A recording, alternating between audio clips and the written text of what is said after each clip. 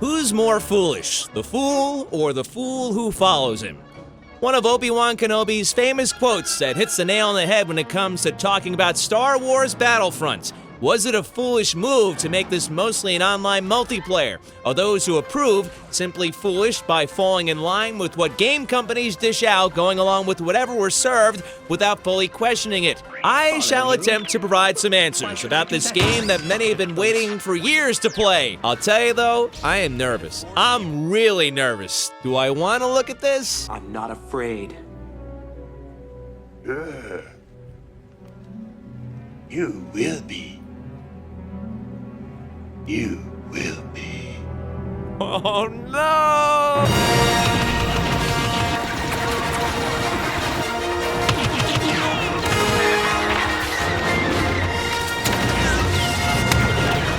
Firepower.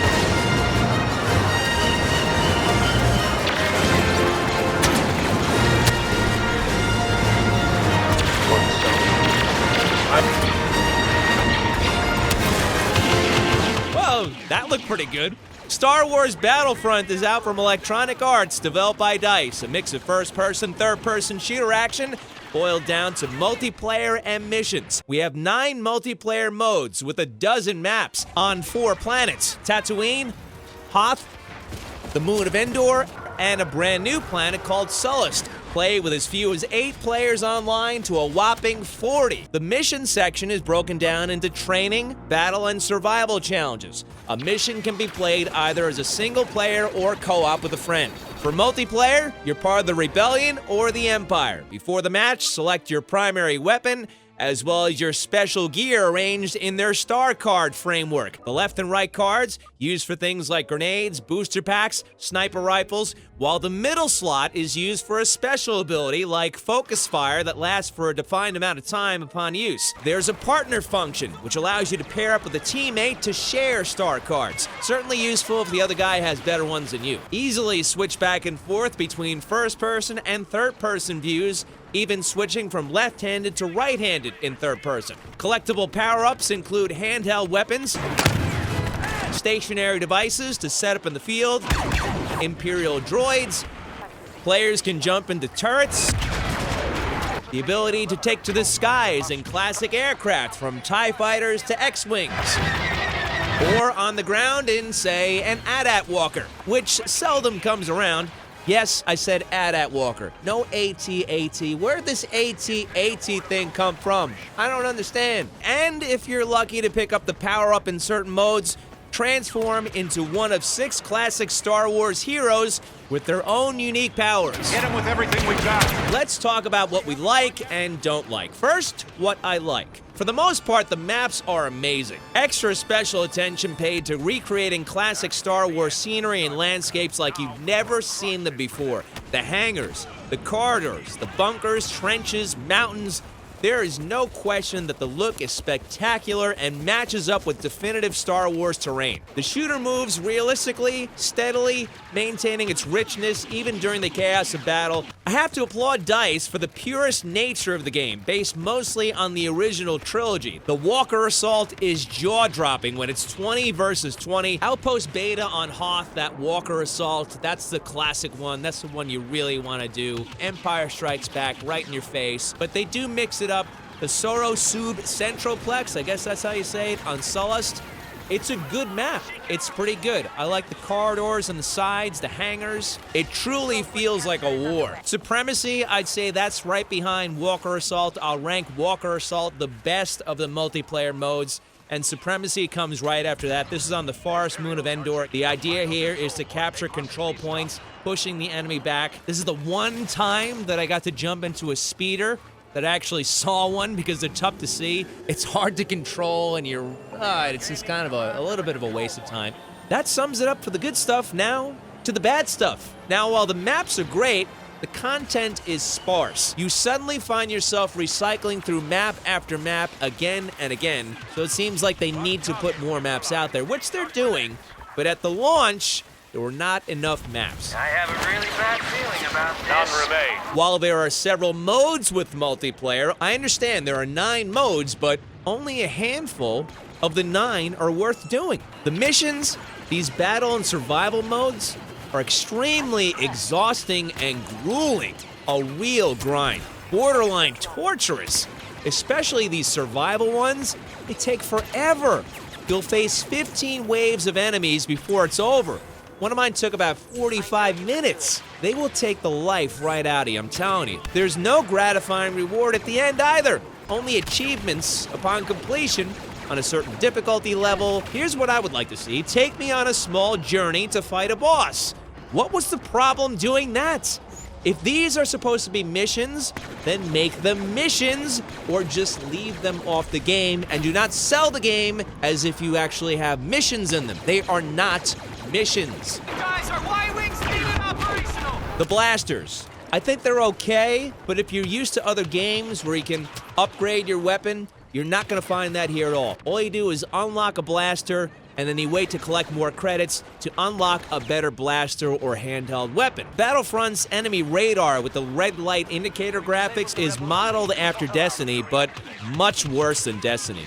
Now, I'll be playing in a match, and supposedly there's a guy in front of me, then all of a sudden, a guy shoots me in the back, and it doesn't show up on the radar. Now, in Destiny, which I played a lot, now I railed that game because the story was bad, but I did say the multiplayer was good. They got it right with that radar. It's very good. So when I go into this game, it just isn't that effective.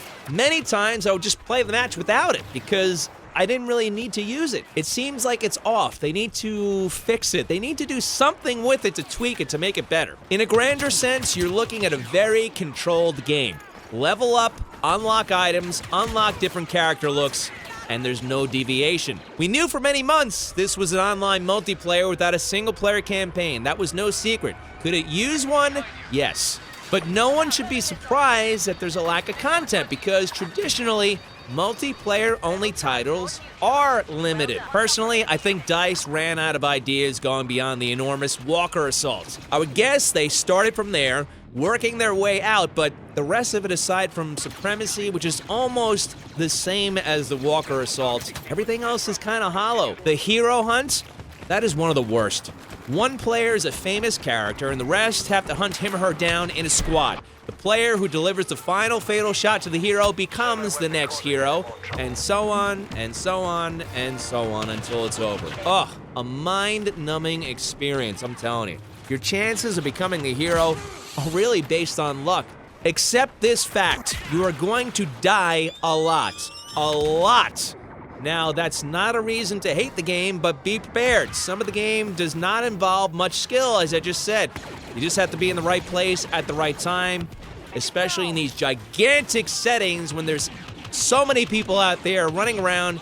Category rankings, presentation, one can tell a majority of the effort went into making this as polished as humanly possible, live up to Star Wars standards.